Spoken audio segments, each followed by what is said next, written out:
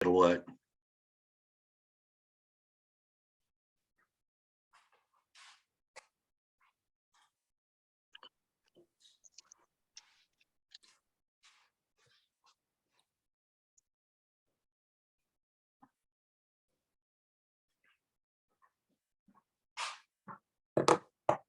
Well, welcome to one of the Brettsfelder Park series this evening. My name's Nigel Manley, and even though some of you know me and you can see in the picture I'm attacking Christmas trees, that's not my job anymore. I've moved on to being a senior outreach manager. So basically, for those that know me, it's just the same as before. I just talk a lot to a lot of people, so it's great. And this evening, this is the third of our winter series. Next week, we've got Andy Timmons, who's going to talk about bears to us as well. Been all kinds of issues in New Hampshire with the bears this year, with not enough hard mass in the woods. Tonight, though, we're going to do a program about the rocks, and I'm going to turn it over to Anne Truslow to introduce what we're going to talk about. Thanks, Nigel. Good evening, everyone. I just want to say thank you for joining us. We had a really great response to this lecture series, and I know that one of the nice things about having the Brettsfelder series in the winter is that it gives people an excuse to get together and get out at this time of year. But by having this presentation by Zoom, we're able to have a lot more people participate, and indeed, the interest was very strong. So thank you for joining us. My name, as Nigel mentioned, is Anne Truslow. I am the Vice President for Development at the Forest Society, and I'm working closely with Nigel on the evolution of the rocks. And he's going to start us off and give us some background and talk about some programs, and then I'll take over and talk about the conversion of the carriage barn that is underway now. But I think, Nigel, correct me if I'm wrong, but if people have questions, I think you could either use the chat, or we're happy to take questions as we go along, as long as we keep moving through the presentation. We'll certainly try to leave some time at the end as well. And for those of you expecting a virtual tour, like you are on realtor.com or something, this is not that kind of virtual tour. Although I did make an effort, and there are some video clips at some point, so we'll see if they work. But this will be a little bit more of an analog virtual tour. So Nigel, why don't you take it away? Thank you for the clarification, Anne. And yeah, as people put in the questions, I know when I've done this before, Tina's fielded them and got them, so we know what we're doing. So with that, just want to thank Matt and Leah for helping let people into the program. They're operating behind the scenes to hopefully make Anne and I look good. And Tina is the one that really knows what's going on. So she is definitely in control of all this tonight. So what we're trying to do is look at blending the old with the new. It's very exciting at the rocks. And on this first slide, you can see the picture of the sign at the rocks. It's on the pillar at the top, and you can see the one at the bottom now showing the Forest Society owns the property, which is very important. But of course, the thing that doesn't change is the iconic views, and you'll see that part of the work that's being done is to really enhance the viewing opportunities of these. So this is just coming up the Glessner Road, which really isn't the driveway, but everybody thinks it is. Now, looking back at the site when all of the buildings were there, so in Glessner's time, this just gives you an aerial so you can see where the different buildings were, and we'll show you how that's all being combined into the landscape. And of course, the ones we never got to see, the big house in the distance there, right on top of the hill, and the impressive carriage barn at the bottom, which is the focus of our attention. So here again, beautiful view of the carriage barn. It's funny how this side of the carriage barn, which is the oldest, is actually the best, and the way that that's been staying in great repair compared to some of the other of it. And this one a little foggy, down the red house. We'll be talking about that as well, because we're going to be operating the farm operations out of this site as well. So those of you that are local will have seen this right down by I-93. And of course, dear to my heart, and all of the volunteers and people that are on that knew this building, the tool building, which is the one that we, one of the two buildings we lost in the fire, which really was a sad thing, but has opened up all these opportunities that the Forest Society's got at the Rocks now. So let's look at old and new. You can see up on the right what Glessner would have seen, and then down on the left, a little different. Christmas tree plantations, parking lots, the carriage barn, the greenhouse, or which really isn't the gardener's cottage, it is the greenhouse. And then you'll see a little imprint, which we're going to look at, this really fantastic amphitheater that's been put in. Just to give you an overall look, and Anne will go through this more as she goes through, but you can see this combines some of the things that were there already, like the Christmas tree trail, and then how things have changed, the Red House and Barns being the tree headquarters.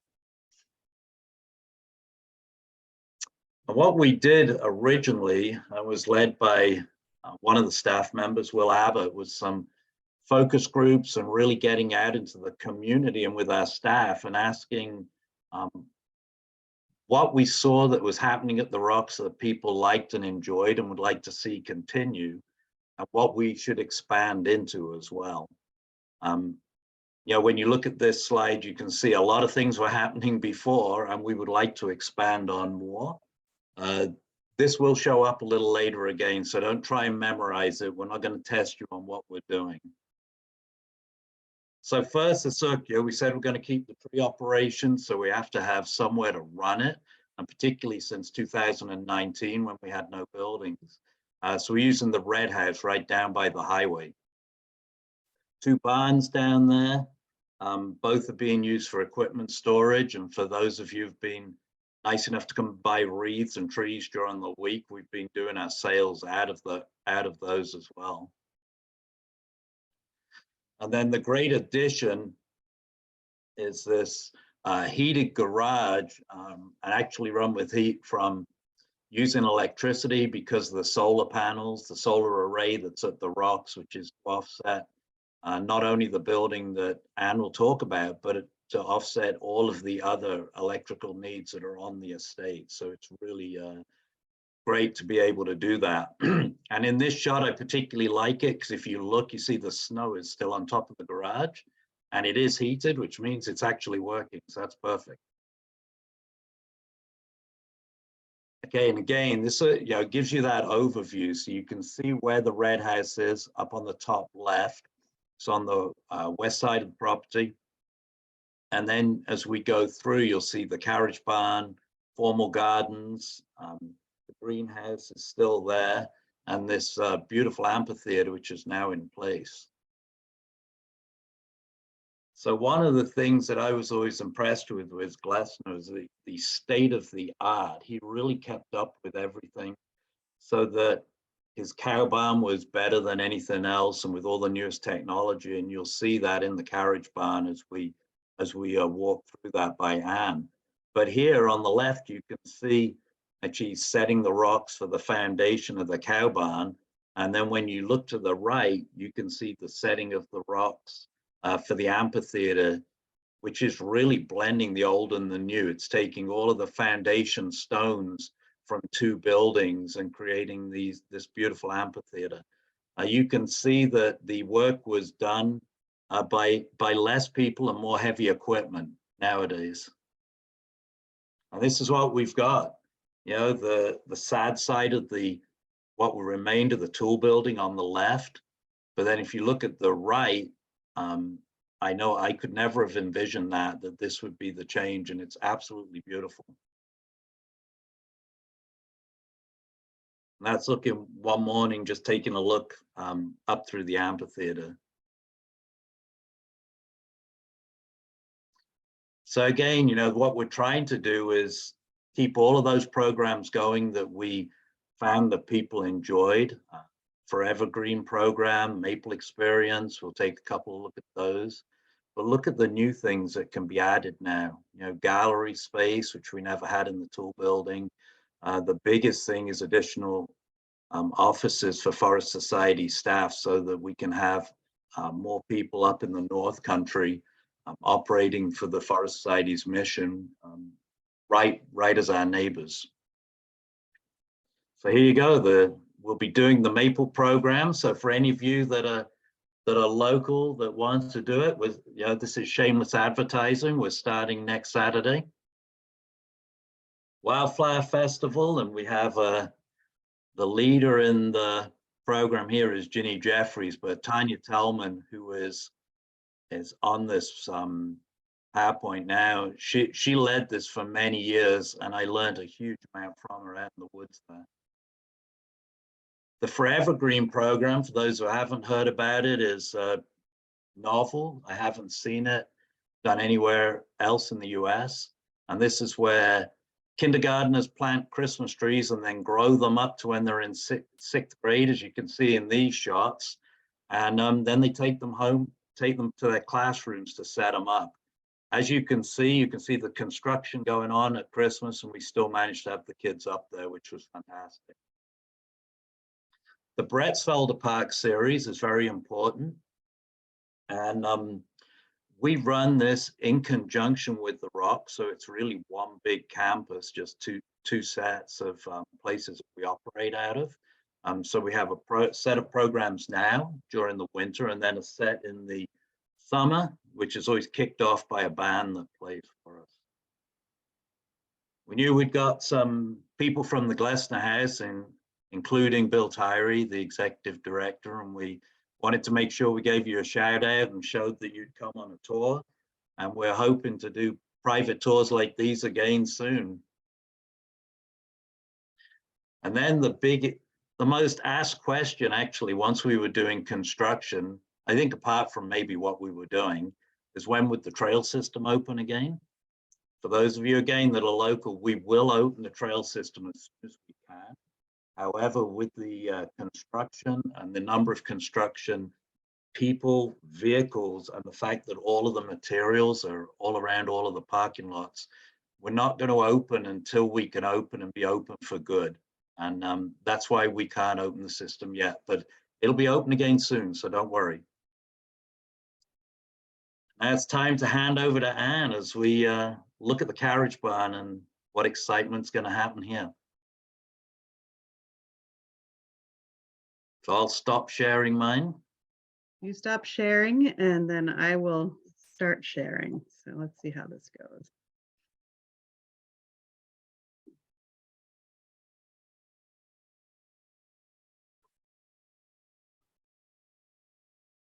Okay, so there's Keswick. Is that it, watching the sun set, sunrise? Nigel, I can't tell where you are. Sun setting, yeah. Sun setting.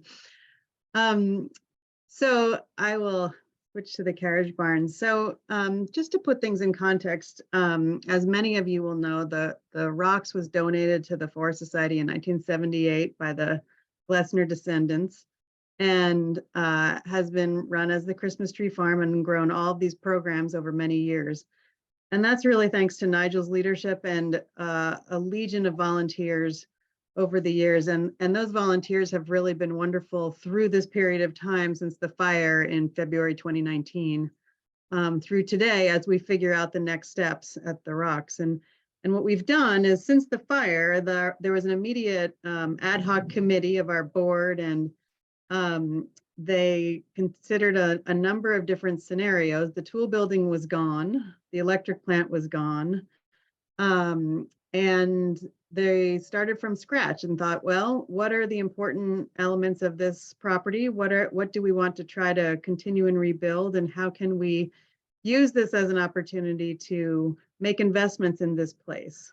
And so I think there may be some perception that we would rebuild the tool building itself, and that was considered, but the conclusion was that it wouldn't really be the same to have a replica tool building.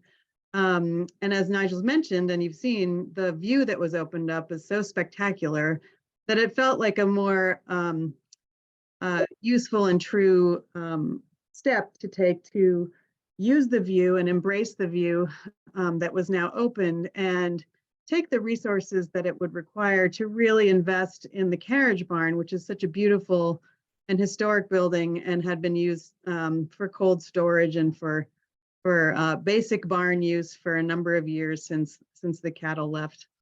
And so this was not an opportunity we would have chosen, but an opportunity we had. There was also some thought about if we needed a program center, why don't we just build a brand new green building? But that didn't seem really consistent with the site either. So what our goals are here, as far as the building goes, are to maintain the historic character and the sense of place. The exterior will stay very, very similar to what it looks like here in these photos. And the interior is undergoing a complete conversion into a net zero energy efficient program center. It's to be powered by solar and geothermal. And we'll walk you through it in a minute. I just wanted to mention the shots of the amphitheater show it mostly finished, but it has been loamed and seeded now. So we're hoping that as we go into spring and summer, we'll have a nice grassy hillside there and be able to start using it a little bit. I think this first summer will be a bit delicate as it gets settled in, but we've tried to proceed since 2019 in a series of phases, so that we first got the Christmas tree farm squared away with its heated garage, and then started working on the site to repurpose the foundations of the tool building and start putting together the site work that needed to be done for the carriage barn. And then this carriage barn renovation began in June. I will show you. This was the groundbreaking ceremony. Now, the objective here is to continue the programs, as Nigel was saying, that have been beloved and successful, and also expand the programming and expand the Forest Society's presence in the North Country, so that as we do more conservation work and outreach and stewardship work with private landowners, that we have staff who are based locally and can use this as a headquarters. So here is what the carriage barn layout will look like, and it is well underway. I will walk you through, but as you see, just to put you in context, this classroom at this end of the building is the east end of the building, which, if I go backwards, it's the full width of this oldest part of the building. This barn was built in 1884, first designed by Herman von Holst, and then expanded in 1907 to create the L off the back and expand the stables in 1907. I'm sorry, by Isaac Scott in 1884 and Herman von Holst in 1907. And then was converted to a cow barn later. Now, as we walk through this, I suggest you keep an eye on the arch, because that helps you orient yourself, and this shed dormer at the top. All of this will look very similar when we're finished with this project as it does in this picture.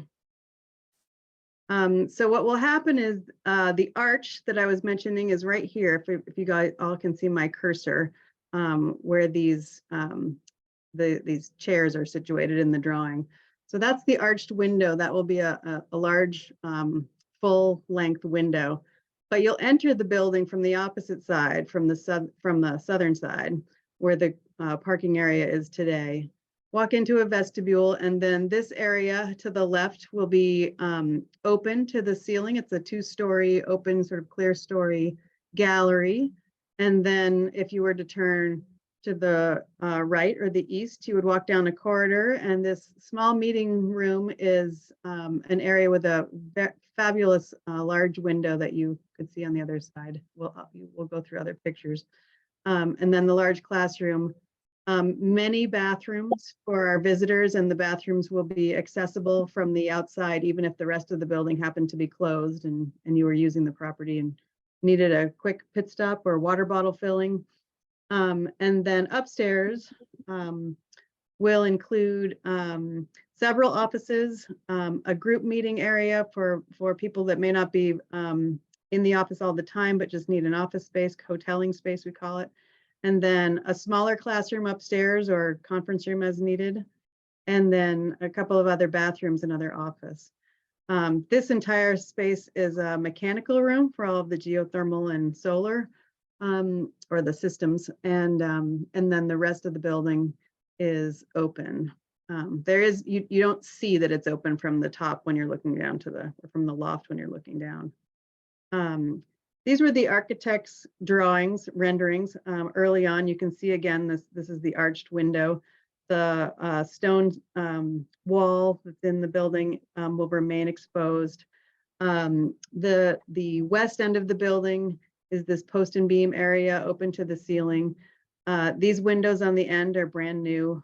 And then this lower left rendering is the classroom, which will have a sink in it for science projects or art projects or whatever might be happening in this room. Our goal for this space is that it is not only a place for meetings and classes and programs run by the Forest Society, but that it's really a community resource that's used by partners and school groups and visiting tour groups. And then we hope that many of the local area nonprofits will use the space and of course use the outdoor space as well. So things had to get a little ugly before they could get pretty. So as we started the construction, you'll see the south wall of the carriage barn was in pretty bad shape at the west end, the area that was really known as the cow barn.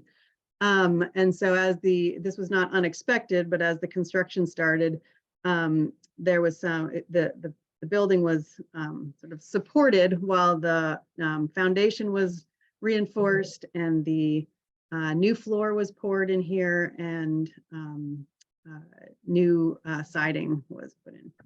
And then here's the arch again. As you look through, this is looking south to north when it was opened up. And then you'll see we've found a number of beautiful artifacts as we've gone through here. This was entirely unexpected, found up in the ceiling of the loft, an old carved sign of the stables. 1884 is what it says at the left and 1907 to the right. So we're hoping to use these motifs of, traditional Glessner era style and signs as we move forward. There were also wonderful horseshoes kind of embedded in the concrete that was used to reinforce the concrete, sort of a type of rebar. So here's how we looked at Christmas time. This is the building reinforced at the west end now. This is a vestibule at this end that will have a heat lock so that you enter a little vestibule and then will then enter the building. But the main entrance will be this central area of the building. You can see we were all outside for Christmas tree sales on the weekends this past year, but still had very good attendance and happy people. The solar field has been installed in the field. This is up in the forever green field at the end that's not planted with trees. And this was installed by Revision Energy in November. It is not hooked up yet, but the panels are there. And then this picture on the upper left was taken just about a week ago. This is the geothermal well starting to be drilled. So the energy systems are in progress, and throughout the building when we're finished and the property will have a lot of interpretation about how the energy systems will be working and why we chose this way to go and how others can learn from it. So this was just last week. This is what the carriage barn is looking like inside right now. Again, although you can't really see it, this wall space here with the plastic over it is the arch again. So as you walk into the building, from the parking lot, you walk straight towards the arch. And then, so I'm right here on the diagram. And then if you were to look to your left, this is looking west, and this is the big gallery space. Now, right now, there's still a ceiling on it. That's being used as the construction goes on. It's really good scaffolding when you're working on the top of the building. So the flooring will come out above this area, and some of the cross beams will come out, but not all of them. It will still be a post and beam open space in this end of the building. Now we envision this as being really kind of open reception area, exhibit space, gallery space, and then there will be a gift shop. Revive. We had a gift shop in the school building. So one side of the room will be shelves and cabinetry for the gift shop, and the rest of it will be open for exhibits and interpretation. We are working with a consulting firm based out of Portland, Oregon, actually, and they were visiting with us last week to talk about different ways to interpret in this space, different themes, different subjects. I have proven that I can speak for 3 hours on the plans for this area and different alternatives for how to interpret both natural and cultural and family history and the history of the White Mountains and the Forest Society, and then climate change and forests and conservation. So we have a lot of themes going on. And so this company is helping us weed through those, and we'll be doing some, they're sort of in their discovery phase. And then as we go through this spring and into the end of the summer, we'll be working with them on the interpretive actual installation. So don't worry, I know this is blurry, but as I push this button, don't get dizzy. It's just a little video clip. Let's see if it works. This is as if you are walking in the front door of the Carriage Barn.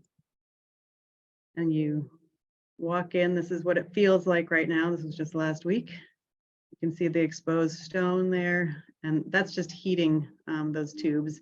And then as you turn to your left, you see that's the gallery space, how it's feeling right now. When it's complete, you will really feel, and the ceiling is open.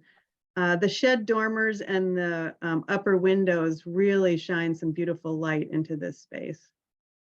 Now this is looking the opposite direction. If you came in, this is the front door here to the right-hand side of the screen. And if you turned right, looking east, there will be a hallway and then meeting space on the left.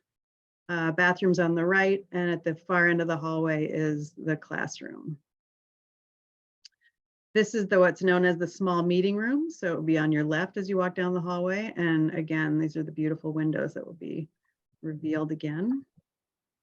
And then this is inside the classroom. This is the length of the classroom. And this is what was sort of the main area of the barn as you walked in from the east heading west. Here's another little video clip. So this is walking down towards the classroom. And then if you were to enter the classroom, as this video turns, you'll see on the left, not quite yet, that's a window. These are all the existing windows. That's where the stairway used to be up to the loft. That open area there will be a big French door going out to the Olmsted Garden. And then that's looking to the south. So you can get a bit of a sense of the space. On the right here, kind of above the fire extinguisher there will be where the sink and kind of utility area is. And then up in the loft, it's actually farther along than these pictures are, but I wanted to give people a sense of what the loft felt like. This is the, this upper right photo is the large space that will be kind of hoteling space and common office space. And that's the big window that looks to the east over the Olmsted Garden on the diagram right about here. So here's the summary. So what we're trying to do here is make an investment, not just in revitalizing the visitor experience at the Rocks, which is still beloved. We were attracting at least 14,000 people a year to the Rocks prior to the fire, and it's continued. We've been thanks to Nigel and volunteers, we've continued to run bus tours and conduct programs at the Rocks even during this transitional time. So we began the site work, as I explained before, in the Red House work first, and then the landscape design, now the Carriage Barn renovations. And our plans now, we seem to be right about on schedule. So the construction firm is telling us that we're on schedule to be complete with most of the building by late June, early July. So in my mind, that's maybe August. And so our plans are the Forest Society's annual meeting will be held at the Rocks on October 20, what did I say? October 23rd or 4th. I can't remember what now, right now in 2023. So I think that is probably, we may be able to hold some small events prior to then, but we're looking at October as really the grand reopening. So all of this work is about an $8.5 million campaign, $6.5 million in capital investments, and then a $2 million endowment as part of our campaign. And we've raised about $5.1 million. And then just to take a moment to talk about the fact that part of the motivation here is that the Forest Society has worked in the North Country for many years. There are 12 Forest Society fee reservations north of the Notches and hundreds of conservation easements, actually. I think the conservation easements cover about 40,000 acres, if I remember correctly. And this property, the Ammonoosuc River Forest, is one of our more recent fee acquisitions, which is right down the road in Bethlehem, right at the edge of Bethlehem as it turns to Twin Mountain on Route 302. And this photo is a dedication of a new angler access trail that's been put in since we acquired the property, named for Tom Howe, who is a colleague of ours and a champion of this project. This was his last project before he passed away. So this project was already awarded a By the Byway Award by the New Hampshire Scenic Byways Council, North Country Scenic Byways chapter. And I think we'll be able to do more of this kind of public outreach and public engagement by having more staff full-time based in the North Country and working on conservation and outreach projects. And then the Mahoosuc Highlands project is something we're working on right now, a 3,750 acre acquisition in Shelburne, which is a fantastically beautiful piece of property. This has been owned, it's actually in it's in 3 parcels, but 2 ownerships right now, but has been timberland for many years. And the Forest Society will be acquiring it also kind of on the same time frame by the late summer, early fall of this year. So this is a large new forest reservation. We actually have a small reservation there right now at 82 acre Peabody forest. And it's a gem of a little place. And now this will fully engulf it. There are already beautiful trails there maintained by the AMC and also the Shelburne Trails Club, wonderful community that we've been working with. And I'm not sure the Forest Society would have taken this project on at this size and in this location if we weren't already planning to make the investment in staff in the North Country. So I think there will be some really great opportunities, and we already have staff based in the North Country, and here they are. One of them is with us tonight. Well, 2 of them are with us tonight, but Nigel is one of them. Leah Hart is on the Zoom with us, and she's a land protection project manager. John Plummer is our easement steward, regional easement steward for the North Country. He lives in Littleton. Leah's living in Lancaster. Cameron Larnard is our new tree farmer, apprenticing essentially with Nigel right now and taking over the tree farm. And Cameron's living on site at the moment. And then we have Nigel working on programs and outreach and community partnerships as we move forward. So that is our quick run through what's happening at the Rocks right now. I know that that's a pretty quick run through, and there are probably a lot of different directions we can go to talk about what next at the Rocks, but I will stop sharing for a moment and we can maybe take some questions.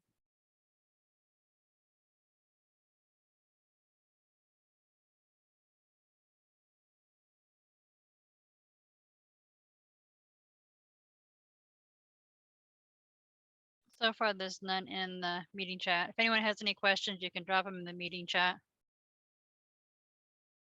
Or feel free to just unmute and let us know.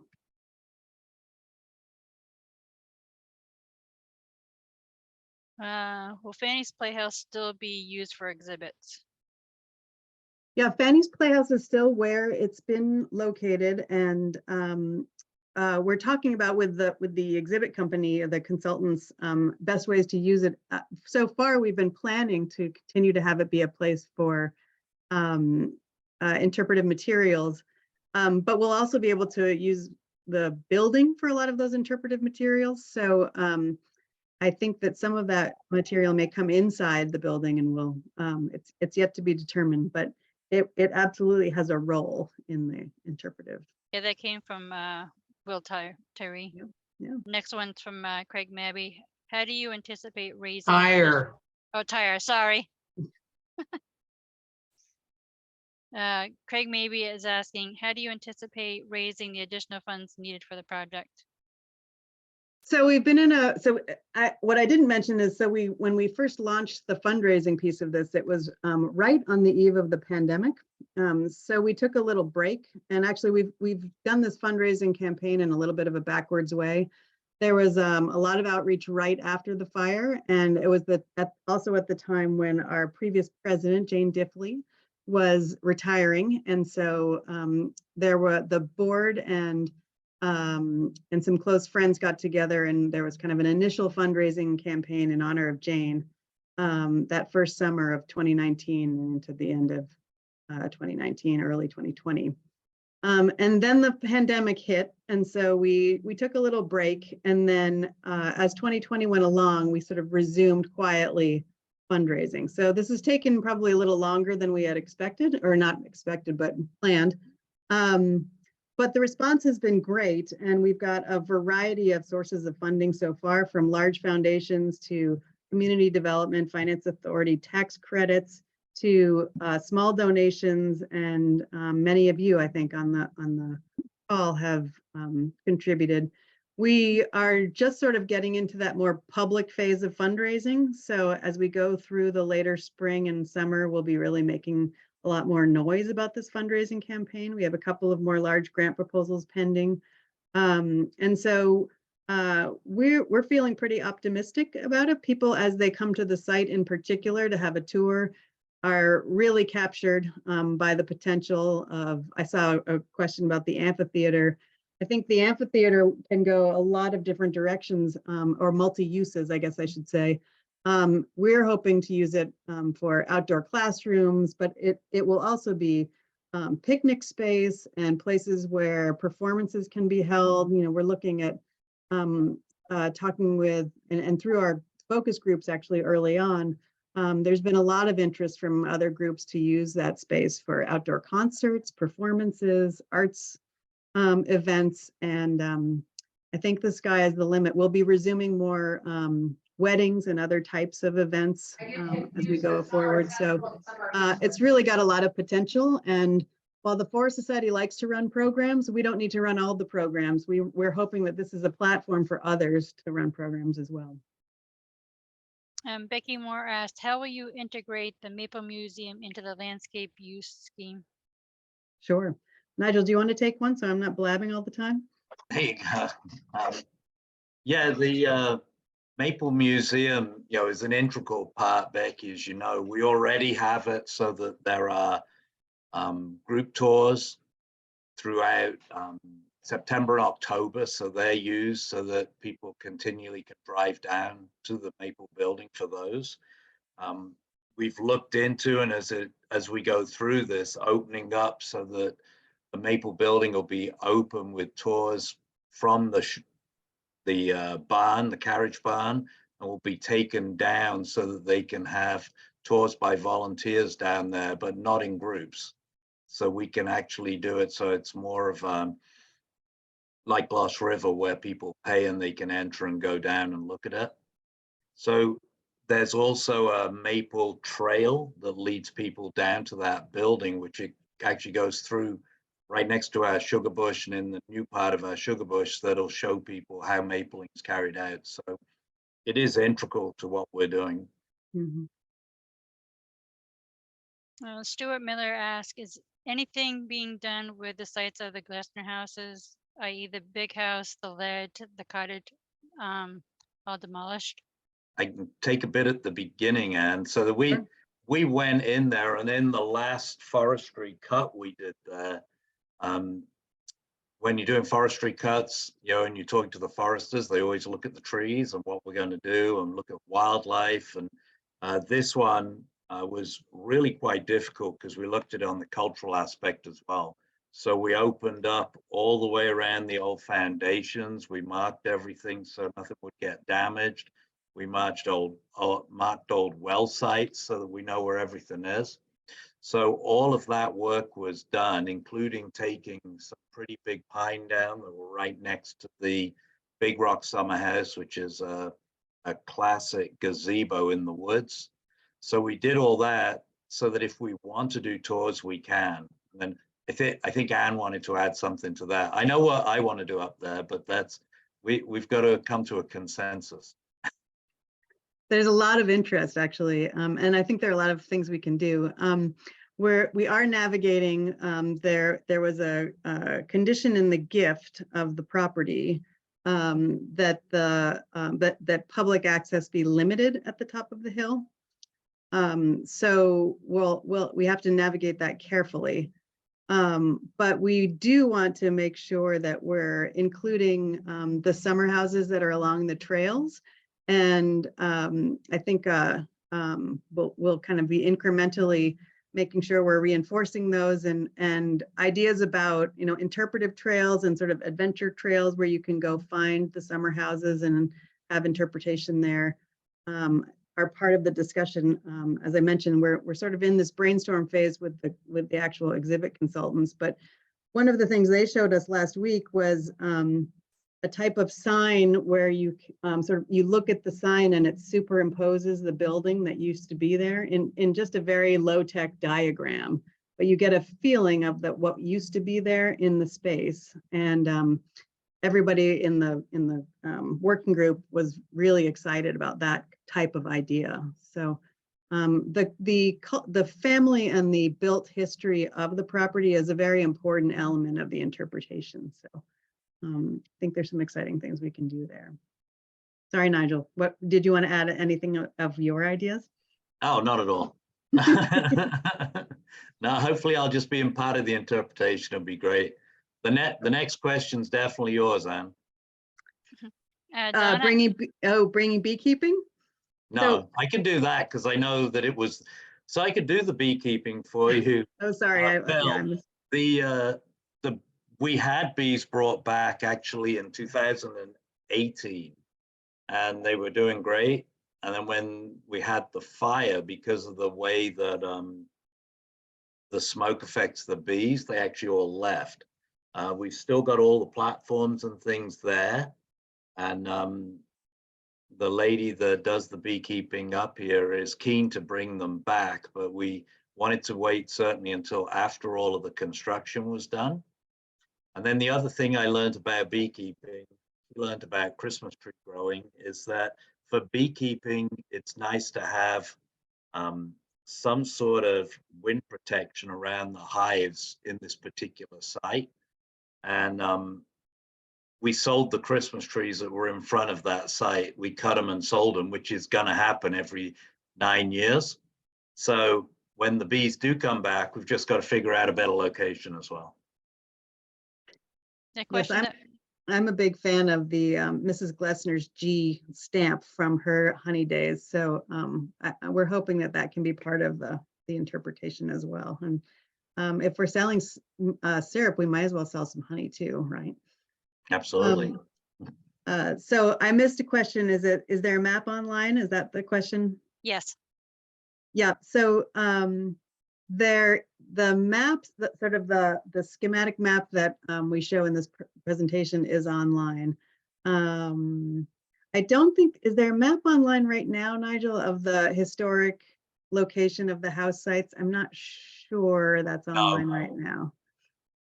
There are, I think part of the issue with that is, as some people will know that are on this, is that there is part of the agreement is that people can't go up there without a staff member. So we've got to navigate that, because obviously if we put the map out and where those sites are, everybody's going to want to go to them. And we've got to monitor and make sure that's done correctly for the agreement. Yeah, so we'll be updating all of the trail maps and the site maps as we move through this year, and so all of that will go back up online. But because right now we're trying to, it's a little of a disconnect. We're trying to generate interest in the project, but we don't want to attract people for daily use because there's heavy equipment running around, and it's not really safe. So we've taken down some of the interpretation that's been on the website, but it will go back up on the website. And then another thing I wanted to mention is we do have an online or an app called Outer Spatial, and the rocks is part of that. And you can see there's an interpretive sort of walk on Outer Spatial, and we'll be building that out as well as we do more reinvigorating the trail system and the signage. And one of our objectives through this project is to really make this a welcoming place where people know that they're welcome there, that they can explore on their own, and they can learn something either interactively by talking with people, or just by interpreting material that's either actually there on the ground, or there through an app. Craig asked, will there be any overnight accommodations for volunteers who are working at the rocks? So that's an excellent question, because housing is a huge issue right now. And so the future of the gardeners, of the greenhouse, excuse me, and the future of the red house is really being used as office space right now. But longer term, it's not off the table that we would work out some accommodation structure there. But that's sort of the next phase of figuring out that we'll be doing.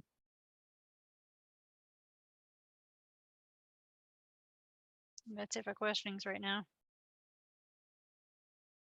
I'm curious what people's impression of this is, because it's a lot of change. And I know Nigel and I both, as we were walking through the barn, one of the last times it was really a barn, felt pretty melancholy about it. But it's also really exciting to see the buildings be actually used and cared for and sort of integrated with the mission of the Forest Society while retaining the historical context. So I'm just really curious to hear what people's impressions of this is. Hi, this is Gail. I spent many summers and winters up there. You know, as you know, Martha was my grandmother. Yeah. And it's interesting to see all the changes that are going on. A little sad because, you know, obviously things change, but I think what you guys are doing now is wonderful for the property. And I think it's, hopefully, keeping my fingers crossed, it's going to work out really great. Thank you, Gail. That's really nice of you to say. Thanks, Gail.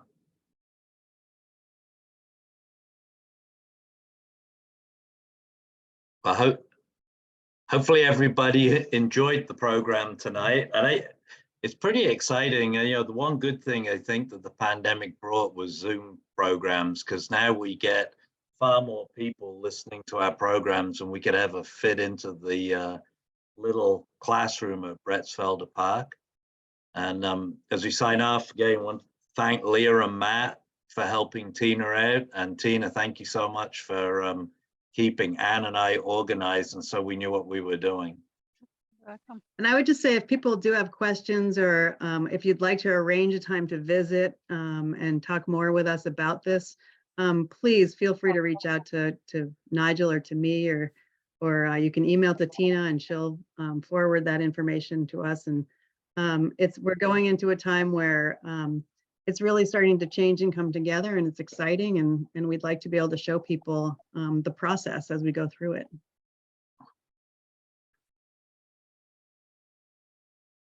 Thank you all, and thanks, Anne, for doing, I think that's your first presentation at the Brettsfelder Park series. My first Brettsfelder presentation. Yeah, We'll look forward to many more. my email address is tripley@forestsociety.org.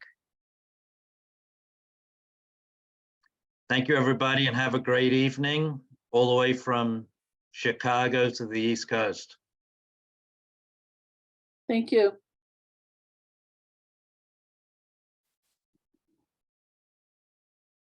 Thanks, everyone.